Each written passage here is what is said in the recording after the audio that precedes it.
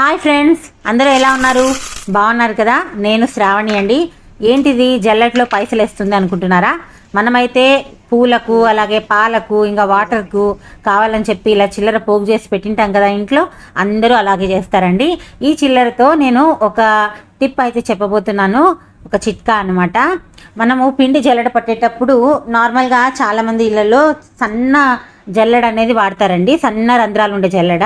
ఒక్కొక్కసారి మనము పట్టేదే పిండి కానివ్వండి లేకపోతే వేరే ఐటెం కానివ్వండి, జల్లెడ పోర్స్ నుంచి ఫాస్ట్గా దిగదనమాట పిండి.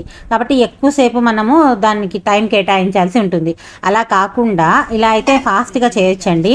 మనము ఎటువంటి పిండి, గోధుమ పిండి కానివ్వండి, ఏ పిండి అయినా కానివ్వండి, ఒకవేళ మన జల్లెడకి ఉండే పోర్స్ చాలా సన్నగా ఉన్నాయి, పిండి జల్లెడ పట్టడం కొంచెం కష్టం అవుతుంది, మనకి ఫాస్ట్గా పని కావాలి అట్లా అనుకున్నప్పుడు మాత్రము ఇలా ట్రై చేసి చూడండి.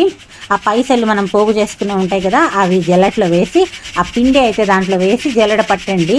ఈ నాణాలు ఉండే బరువుకి ఆ రంధ్రాలు చాలా సన్నగా ఉన్నప్పటికీ కూడా ఫాస్ట్గా మనం జల్లెడ పట్టవచ్చు అనమాట. ఆ తర్వాత మీరు ఈ కాయిన్స్ని శుభ్రం చేసి ఎత్తి పెట్టుకుంటే సరిపోతుంది. ఎలా ఉంది టిప్? నచ్చిందా మీకు? నచ్చితే ప్లీజ్ కామెంట్ చేయండి. అలాగే మన ఛానల్ని సబ్స్క్రైబ్ చేయండి, అలాగే లైక్ చేయండి, షేర్ చేయండి. Thank you.